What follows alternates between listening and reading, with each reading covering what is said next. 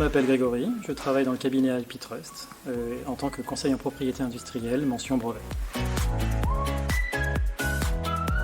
Il faut savoir que le domaine de la propriété intellectuelle couvre un très vaste domaine, en allant des droits voisins, du droit d'auteur et la propriété industrielle à proprement parler qui contient les brevets, les marques, les dessins et modèles.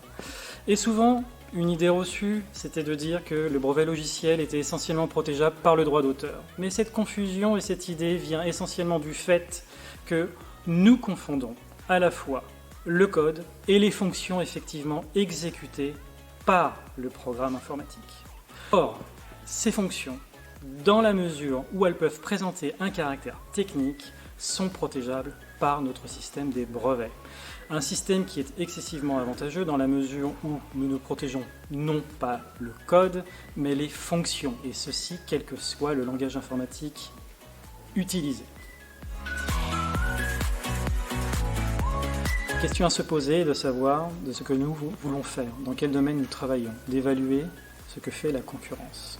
En gros, être capable de dresser une cartographie des inventions déposées directement par les acteurs de notre industrie. Établir une stratégie pays se fait à la genèse de l'entreprise. Il faut penser dès le début pays, parce que déposer des titres de propriété industrielle et notamment des brevets, c'est enrichir le portefeuille d'entreprise et notamment son patrimoine. Le premier conseil que je donnerais aux start-upers, c'est de penser à une stratégie pays. Et pour cela, je les conseille vivement de rencontrer des conseils en propriété industrielle qui pourront à la fois les guider sur les dépôts de demandes de brevets, mais également sur le développement de ces demandes de brevets.